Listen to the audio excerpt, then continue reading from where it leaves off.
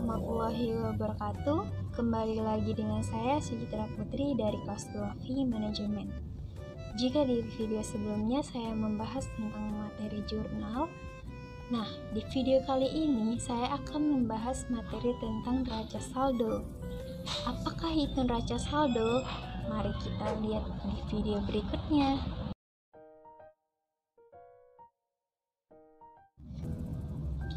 Pengertian neraca saldo. Neraca saldo merupakan salah satu bagian penting dalam tahap siklus akuntansi. Istilah ini digunakan untuk menyebut trial balance, yaitu suatu daftar yang menyediakan informasi keseluruhan data dari buku besar perusahaan.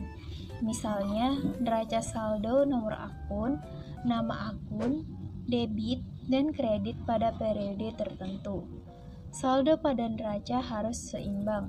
Jika tidak, hal tersebut menandakan adanya kesalahan antara jurnal dan neraca saldo.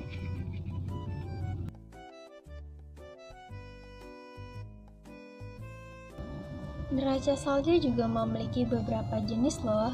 Berikut ini beberapa jenis neraca saldo. Yang pertama, neraca saldo yang belum disesuaikan. Disiapkan untuk menentukan apakah terdapat kesalahan dalam debit atau kredit yang diposting ke dalam buku besar. Neraca saldo ini akan memudahkan untuk menemukan masalah pencatatan dan membantu dalam mengaudit laporan keuangan. Yang kedua, neraca saldo setelah penyesuaian. Dibuat setelah proses penyesuaian ke akun-akun tertentu. Neraca ini sangat penting jika karena tidak dilakukan akan menghasilkan laporan keuangan yang kurang valid. Yang ketiga, neraca saldo penutup digunakan untuk memastikan buku besar telah memiliki saldo awal untuk periode berikutnya. Neraca ini adalah langkah akhir dalam suatu periode akuntansi setelah ayat jurnal penutup dimasukkan.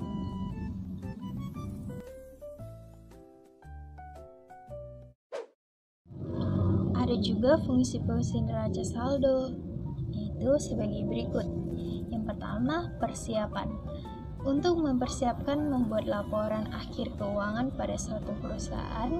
Yang kedua, pencatatan. Tempat melakukan berbagai macam pencatatan. Dalam hal ini, pencatatan yang dilakukan adalah pencatatan data-data pada setiap akun rekening. Yang ketiga, koreksi. Tempat melakukan koreksi terhadap seluruh catatan, serta siklus akuntansi yang telah dilakukan. Yang keempat, monitoring adalah untuk melakukan pengawasan pada setiap akun dalam keuangan perusahaan.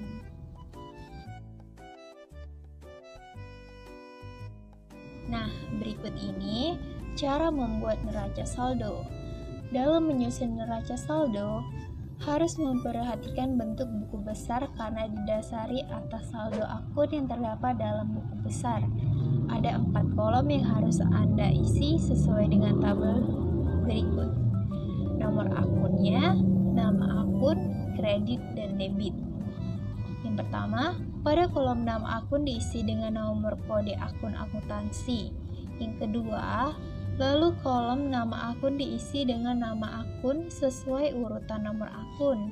Yang ketiga, kemudian kolom debit diisi dengan jumlah saldo akun yang bersaldo di debit. Yang keempat, terakhir kolom debit diisi dengan jumlah saldo akun yang bersaldo kredit. Langkah penyusunan sebelum mengaplikasikan cara membuat dan menghitung neraca saldo adalah: yang pertama, mencantumkan nama akun dan saldonya. Yang kedua, menjumlahkan kolom debit dan kredit. Yang ketiga, membuktikan kesamaan kedua kolom atau kolom debit dan kolom kredit.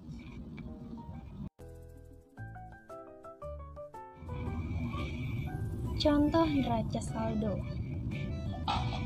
Berikut contoh neraca saldo berdasarkan data keuangan milik PT XYZ pada periode Desember 2019, yaitu sebagai berikut.